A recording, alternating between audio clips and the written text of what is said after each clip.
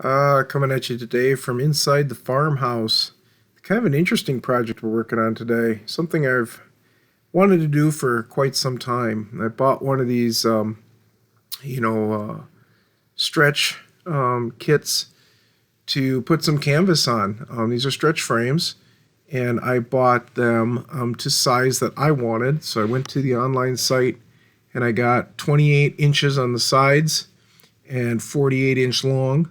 And then I got another one 28 inches high on the sides and 60 inches long because I bought a while back two beautiful canvases that I want to add to my pictures in my family room that don't have framing on them. Now, I could have bought these pictures, obviously, and taken them to a store like Michael's and had them framed. But when I went to do that, I found out it was going to be over $100 a piece. I also could have bought them online, framed and shipped, but it's almost $300 to buy them online, made, framed, and shipped. So I thought, well, this is kind of ridiculous. So I bought the prints. I think I bought one of the prints for about $40 and the other for about $50. And then I went online and I did my measurements to figure out, where the picture actually would sit if I, pulled a little over the corners. And once the canvases came, I just kept them in their tubes until I finally get to the project, which is today. And as you can see, what I'm doing is I'm just putting together the four corners with some wood glue. And I'm really trying to make sure I got it square at 90. And I'm using, a half-inch staple gun, and I'm putting the device together. Now, when I bought mine, you can buy it just as a frame, or you can buy these, inner pieces to give it strength. And I did buy the inner pieces just because I really wanted to pull this tight. And there's some people doing reviews online that say when you're stretching canvas, if you don't have the braces in it, it's harder to keep it taut. So I got these corner braces then, and I got these inner pieces. Tried to measure them out to get them divided in the space as best I could. Went together pretty simple. I stapled everything on one side, which is kind of that inside with that little lip groove, so that way when the staples would never contact the actual canvas. And then the back side of it is completely flat, so that when I put the canvas on it, I can pull it over the edge and staple it down. That seemed like the most common way of doing the stretch canvas frames online, so went to work on it. I bought the 28-inch pieces. I bought four of them, and I think they were, with shipping, about $4 a piece, so under $20 there. And then I bought the 26-inch, middle pieces there. I think I've got 7 of those, and I want to say they were in the $3 range, so another $20 there. And then I bought 4 of the two top pieces, 2 and 48-inch, 2 and 60-inch. I think they were $7 or $8. So the 4 of those and the other components, including the corners, I was out the door for about 90 some bucks, and that was with shipping. So considering I got, about $100 into 2 canvas prints total, and then $90 to do the stretch frames and put up, I was pretty pleased that the whole project will be under $200. I have a professional canvas one already up in that room, and it looks absolutely gorgeous. But again, I paid well over $200 for that a while back, and nowadays, good luck getting that under $400. So I feel like I saved money by doing it myself. And, it's a cold winter day. I think last night was -5 or something like that. And today it's warming up some. It's going to get above freezing. But, we're in that March winter stuff where on the farm it's cold and it's wet, and then it's freezing and thawing. So welcome to Mudville. So today I thought it'd be a good day to just set the camera up where you could see this and take my time and build it. Now here I'm building the second one actually. And again, same thing. I'm gluing the corners, putting a staple in them, making sure they're 90. Then I'm going to put the little corner wedges in. I glue them, I staple them, and then I put the braces in. And again, glue them and staple them. I let everything dry, and then we'll put the canvas on it. I noticed when I put this together, these kits, they're a little rough on the edges where the two points come together on the corners. I do sand that just a little bit, just so I didn't tear my canvas. I don't know if it was necessary or not, but I didn't want to wreck the canvas if I could do it. This is a little bit trial and error for me. I'm not really used to doing this. I'm not the most artistic, but I've got some skill in it, so, give it a shot. I mean, how hard could it really be, right? Like I said, they do these at these other stores pretty fast, so I figured I could learn. So with the help of reading a little bit on the internet and talking to the online people that I bought the stretch frame kit from, it seemed like I could get it done, and I actually think it turned out pretty good.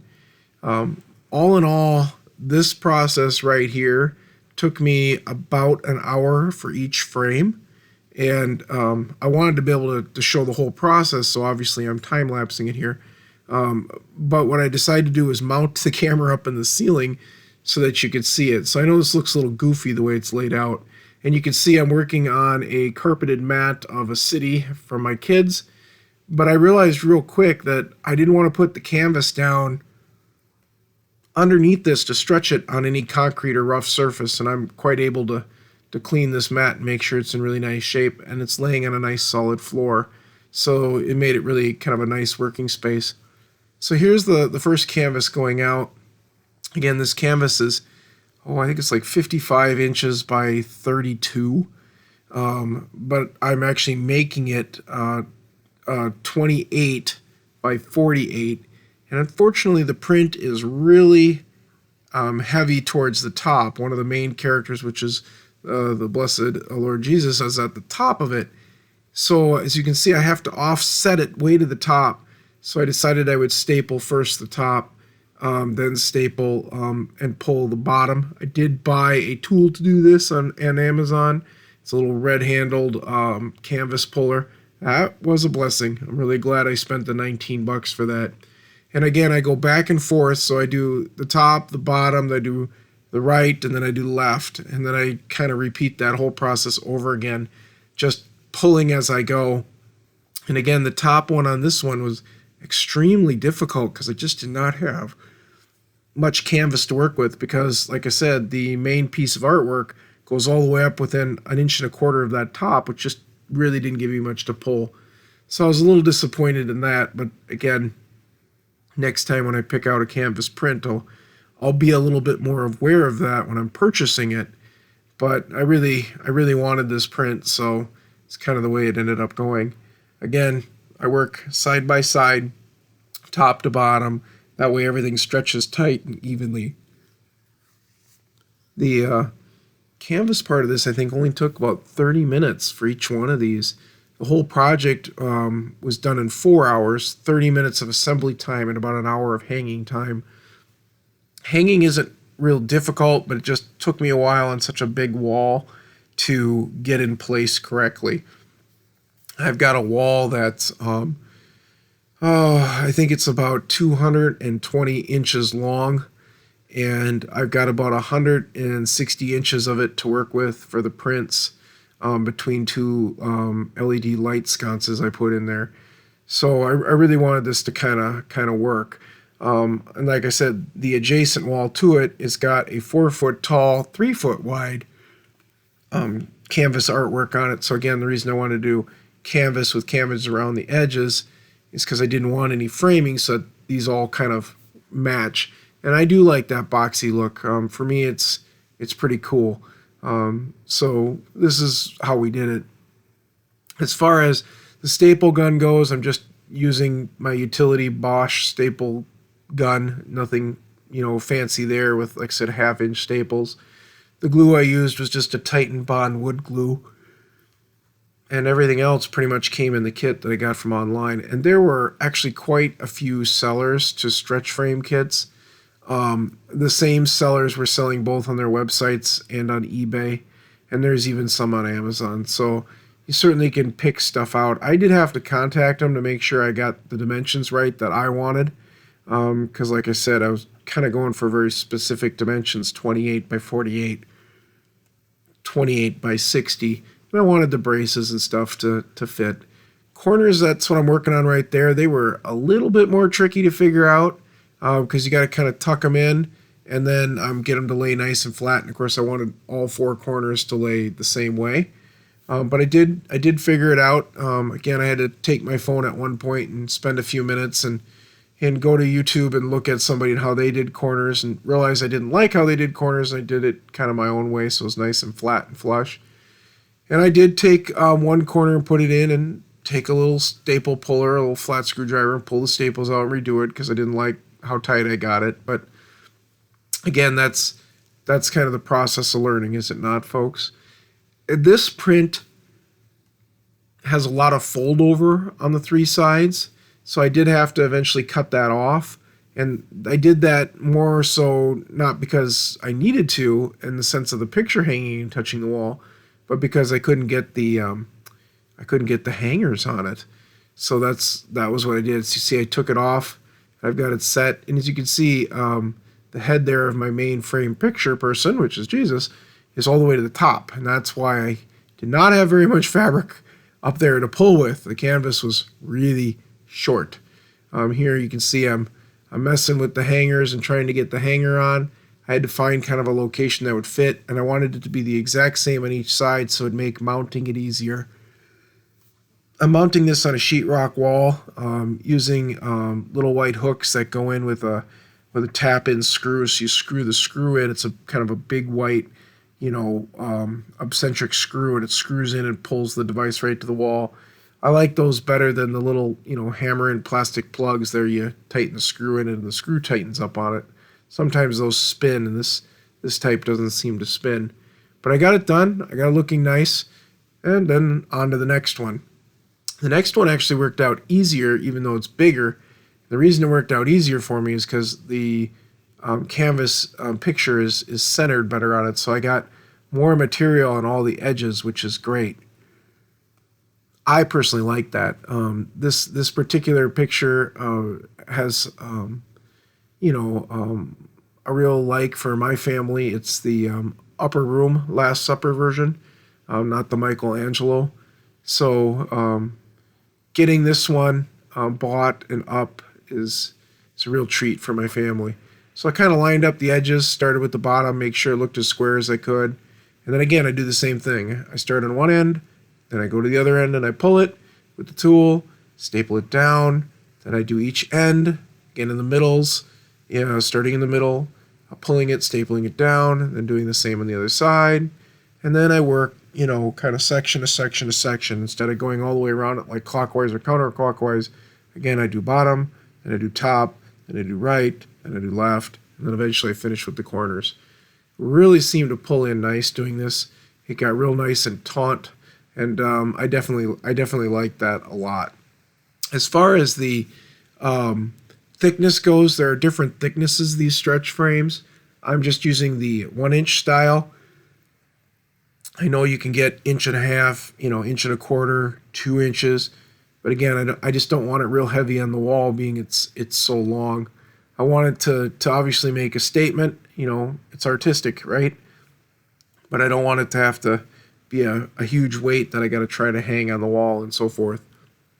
As you can see in the background, by the way, there's a lot of activity. My sons were here at the beginning, checking me out and watching me. Now my daughter's in there fixing a horse blanket and sewing it and putting it together. So as I'm doing this over the first few hours of the morning, there's a lot of activity, but there's nothing wrong with that. One thing I did, I'm glad I invested in, was that puller. Mine has kind of a non-marring rubber teeth to it. Certainly you can get the metal ones that are just metal and pull on the canvas, but I noticed online some people are saying that if you're not careful, that can really tear the canvas and put marks in it. So I went with this $19 one that I found, and I definitely like it. It seemed to work great. It's one of those tools where I probably won't use it very often, but again, for the $20, it sure made things go a lot simpler. So once I got this one done, you can see by the edging I had just a little bit of material to cut off, but not much. So that was kind of nice. It actually came together pretty quickly. And I think obviously because I learned on the first one, how to do it. The second one went faster and was easier, even though it was a bigger print and so forth. I'm hoping these last a long time in the house. I'm hoping they hold up well. You get a little bit more sentimental value to something when you buy it and put it together yourself versus, just buying it at a boutique and then just coming home with it and hanging it. But I do like the theme we've gone through in this room. It's the same room that has the very large aquarium in it, has the TV in it. We just had this really blank, 220-inch wall with just 2 light sconces on it. And it's just time to start doing some basic work and, kind of getting the room up to speed a little bit as far as decor. And I think these will really, really add to it. My bride has wanted these up for a while, so it's kind of a good winter project to kind of get done and get going. I'm kind of glad doing it this way. Like I said, I could have had somebody do it. I could have just paid and had it done. But this was quite rewarding getting this done this way.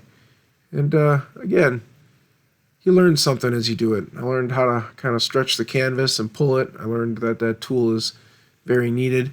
I learned that corners are a pain in the butt because, as you can see even here, I'm kind of futzing with one to get it down right, but that's the way it goes. Once I got that down, then it was just a matter of cutting off the materials so I could put the hangers on it. That obviously went really easy. And then it's going to be a matter of just hanging these up. I think if you take your time, pretty much with these kind of stretch frames, probably any canvas of any size you could work with within reason in your house and do yourself if you really want to. And I would say budget-wise, you could at least save probably half the cost of buying it already canvas stretched and on a board or even framed, based on what I've seen in, like Michael's in the area I live. Because I think the Michael's is about 65 miles from me, and like I said, they weren't as affordable as I thought when it came to this process. So with all things said and done, you could also buy it assembled, shipped to you, but shipping isn't cheap either. But they turned out really good. I've just got them sitting here in my bar as I get stuff going upstairs. So this is that long wall. It's 220 some inches. It's got 2 light sconces in it. I got 2 pieces of blue tape there on the far end, which is kind of where I want to center these by. Pulled out the laser. My wife and I used the couch as kind of a backstop to figure out the spacing, and we're going to try to get these up. Like I said, I'm using a white screw-in that holds a hook, and I kind of had to get it set so that both of these pictures were, straight across the top. I've got one of those Ryobi laser levels that vacuum sucks to the wall. I've had that since I built the house way back in 2005. So it's been a nice tool to have. I keep the batteries out of it so they can't leak, and once or twice a year that I use it to just put the batteries in and use it. But it does work really well here. As you can see, it's shooting a laser beam across. I don't know how well you guys can see it. You can probably see it on my hand better than the wall, but I can see it quite effectively on the wall. So once I get that leveled up, it's pretty easy just to shoot it across and get it up. I had the tape just for, marking right and left. That one there behind me, that's a beautiful one there of St. Bernadette and the Virgin Mary. And then I'm putting the woman at the well one up first. And this was, like I said, the trickier one to stretch because the print has Lord Jesus' head there all the way up to the top of the print almost. It only had about, like I said, an inch of play between that and the white edge, and I didn't really want that. I didn't want that at all. So I had to work with it. The one there behind me, Virgin Mary's got about 4 inches before the top, and that's great. That's wonderful, but this one did not, which made it difficult. Once I got it up and got it hung, I made sure it was level. Now, the Last Supper in the upper room, that one had a lot more play again. Now, the one Disciple's close to the edge, but it's only 3 or 4 inches from his head to the edge, so I could make it work a lot easier.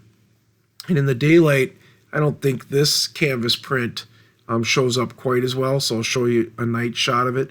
because at night with the right lighting, those shadows just really pop, and I really like that because obviously of the theme the artist was trying to paint with the shadowing. The shadows are very important, obviously, as the last one leaving, and the whole scene of that upper room. So here they are in the daytime. Try to give you kind of a wide angle shot here so you can see them all. I think it looks really nice. Got the grotto scene there. Then you got the woman at the well, and we've got the upper room one there. I really like how it worked. It turned out really well. I'd highly recommend doing your own stretch canvas work and saving some money, folks. You have a big, long space like this, you can really kind of reach out with some big prints. And unfortunately, when you get into the big prints, they get kind of expensive. But as you can see, I was able to fill this wall quite nicely. They hang very close to the wall, which is good. I've got a lot of glare here behind me, so I'm going to show you a night shot now. We'll back away from these. You can really see the shadowing better, I think, when you get into the evening. So as we get into evening here, I've got the sconces turned on. Again, you see the Blessed Mary one down in the end there. That was professionally done. These two are done by me. I really like how the shadows now pop. You can see them much better. You can see the whole room better. And I like the themes. These are obviously themes there. The first two I made there are Bible-based. And this one is just gorgeous too. This one, though, was professionally framed. These two, as you've seen now, are framed by me. And I don't know if anybody's even going to tell the difference. But either way, I liked it. I thought it was a great money-saving thing to do. It was pretty easy to learn on the fly with just a simple tool that I bought, a stapler, and a little bit of knowledge from the internet. Thank you for watching, folks. Please try a project like this. I think it'll look really nice in your farmhouse.